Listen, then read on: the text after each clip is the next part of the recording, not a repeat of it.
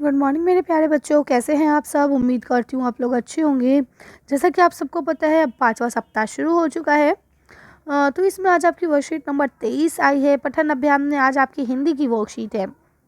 इसे अच्छे से लेबल कीजिए, आज की डेट डालिए, अपना क्लास लिखिए, अपना नाम, अपने टीचर का नाम लिखिए। ठीक है, आज हमारा थीम क्या है? पेड़ों का महत्व। आज हम किसके बारे में पढ़ने वाले हैं? पेड़ों के महत्व के बारे में। यहाँ लिखा है, नमस्ते प्यारे बच्चों, आशा करते हैं कि आप सभी स्वस्थ होंगे, खुश होंगे। बच्चों, अपने आसपास की चीज़ों को देखकर आपके मन में कुछ सवाल ज़रूर आते होंगे। यानी जो चीज़ें आपके इर्द गिर्द हैं उन्हें देखकर आपके मन में कहीं ना कहीं कोई ना कोई सवाल ज़रूर आता होगा। परिवार के साथ बैठकर इन सवालों पर चर्चा करने में आनंद भी आता होगा। यानी फिर जब आपके जो मन में सवाल है, फिर आप वो उसे अपने पेरेंट्स से, भाई बहनों से पूछते होगे तो आपको मज़ा भी आता होगा, आपको जवाब भी मिलते होंगे।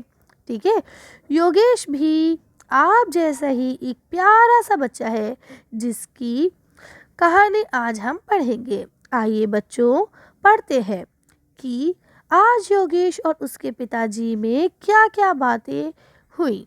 तो चलिए देखते हैं कि योगेश और योगेश के पिताजी ने आज क्या बातें की। योगेश अपने पूरे परिवार के साथ मेज पर खाना खा रहा था। अचानक उसे एक ख्याल आया कि ये सारी लकड़ी का सामान कैसे बनता है। ठीक है, तो अब उसने पूछा किससे? पिताजी से। तो पिताजी ने क्या जवाब दिया? पिताजी ने बताया कि पहले पेड़ों को काटा जाता है, फिर उन्हें आकार दिया जाता है। ठीक है, यानी शेप दिया जाता है। अंत में उन सभी भागों को एकत्रित करके बहुत सी चीज़ें बनाई जाती हैं, जैसे मेज़, कुर्सी आदि, है ना।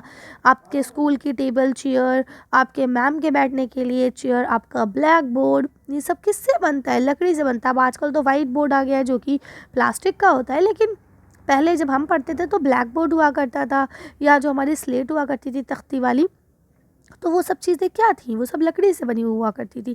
अब आजकल तो डिजिटल ये वो सब आ गया है, लेकिन पहले ये सब चीज़ें लकड़ी से होती थी।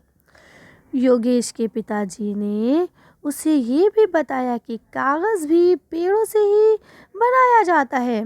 हमें व्यर्थ में कागज़, कॉपी आदि को बर्बाद नहीं करना चाहिए, यानी खामखा बेकार में हमें कागज़ को फाड़ना नहीं चाहिए, बर्बाद नहीं करना चाहिए। अक्सर बच्चे क्या करते हैं? पेज को फाड़ देते हैं, क्या करते हैं? ड्राइंग बनाने बैठ जाते हैं।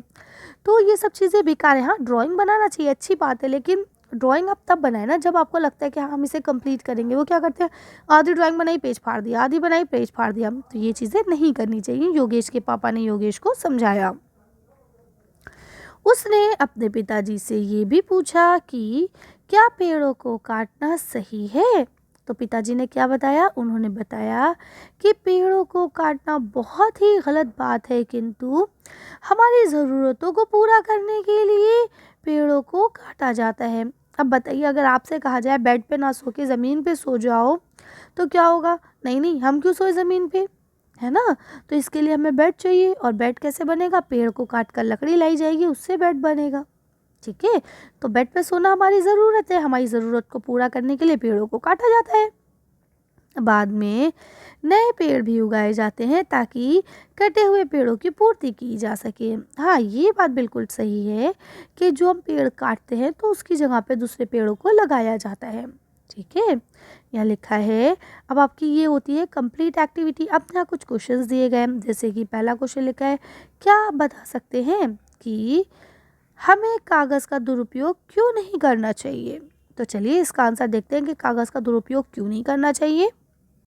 हमें कागज़ का दुरुपयोग इसलिए नहीं करना चाहिए क्योंकि जितना अधिक हम कागज़ का इस्तेमाल करते हैं, ठीक है, उतने ही अधिक हमें क्या होता है? पेड़ों को काटना पड़ता है कागज़ बनाने के लिए।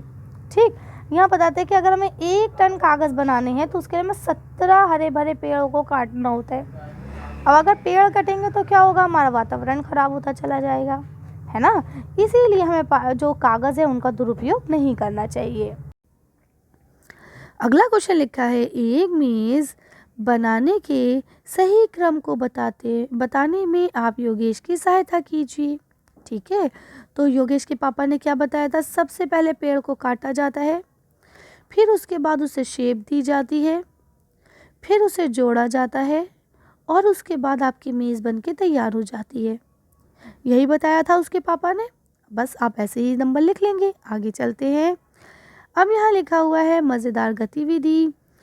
हमें पेड़ से क्या क्या चीज़ें मिलती हैं, नीचे दी गई जगह में उनके नाम लिखिए और किसी भी एक वस्तु का चित्र बनाइए जो हमें पेड़ों से मिलती है। ठीक है, तो चलिए हम लोग इसका आंसर देखते हैं और उसके बाद वीडियो को फिनिश करते हैं। इसका आंसर ऐसा लिख सकते हैं, वृक्षों से हमें लकड़ी, घास, गोंद, रेजिन, इसके बाद रबर, है ना, फाइबर, बांस, सुपारी, तेल, रंग, फल, फूल, सब्जी, बीज तथा औषधि प्राप्त होती है। इसके अलावा ऑक्सीजन भी हमें मिलती है ना। शुद्ध वातावरण भी पेड़ों से ही मिलता है। तो ये सारे पॉइंट्स हम लोग लिख सकते हैं। क्योंकि आंसर बहुत बड़ा हो रहा था इसलिए मैंने कुछ पॉइंट्स हटा दिए। अब यहाँ इसमें इन्होंने तस्वीर भी बनाने को कहा था, तो देखिए मैंने कुछ चीज़ों की तस्वीर लगा दी है। अब आप जो चाहे वो बना सकते हैं। ठीक है, चलिए तो आज की वीडियो को हम लोग यहीं ख़त्म करते हैं। आज की वर्कशीट में बस इतना ही। अगर आपको वीडियो पसंद आई हो तो प्लीज़ इसे लाइक और शेयर करें। अगर अभी तक आपने हमारे चैनल को सब्सक्राइब नहीं किया तो प्लीज़ हमारे चैनल को सब्सक्राइब करें। Thank you for watching.